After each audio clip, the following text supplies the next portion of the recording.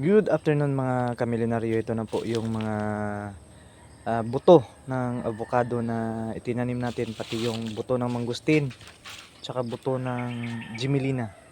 Yan na po yung buto ng avocado. Ito po.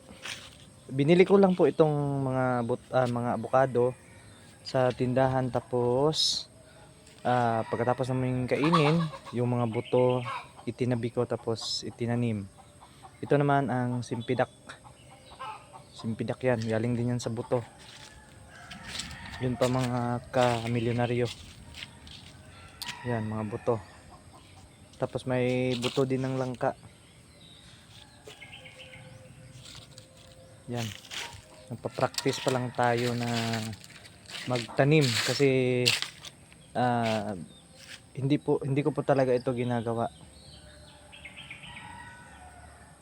Pero dahil may lupa kami dito na bakante, yan, pwede natin itong gawin na libangan para pag umabot ng ilang years, yan, lalaki na din ito at magkakaroon na ng maraming bunga.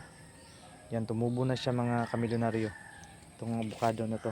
Malagkit ito, malagkit. Then meron din tayo doong mga avocado, yan oh, malagkit din yan. Yan, laki na, mga 6 feet hanggang nandun sa unahan. Namunga na yung iba mga isang taon na mahigit. Galing din yan sa buto, mga 5 to 7 years siguro bago magkaroon ng bunga. Pero okay naman yung paghihintay, worth it. Kasi ang advantage ng kapag buto ang itinanim mo, mas matagal siyang mamatay kaysa sa grafted. Pero kung gusto mo talaga na mabilis mamunga, tapos hindi masyadong mataas yung puno, yun, bumili ka ng grafted na mga prutas. Pero may kamahalan nga lang. Pero kung marami kang pera, why not? Bili ka agad. Pero ako, ang ginawa ko is yung buto lang po yung mga tinanim ko. Yung binili ko rin sa tabi-tabi. Yan. Yan guys. Tapos tinanim ko at praise God at tumubo rin naman mga kamilyonaryo.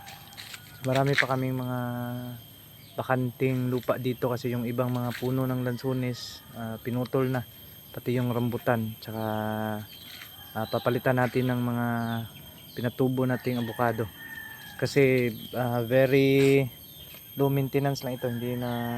Hindi ka na mahihirapan sa pag-maintain. Pag makasurvive na siya ng isang taon, hindi na mahirap alagaan. Kusa lang siyang tutubo, lalo na kapag palaging umuulan. Yan guys, hanggang dito muna tayo mga kamilyonaryo kasi nagsisimula ng umulan. Yan, God bless everyone and samahan nyo ako sa aking journey dito sa pagtatanim. Yan, salamat guys at God bless us all.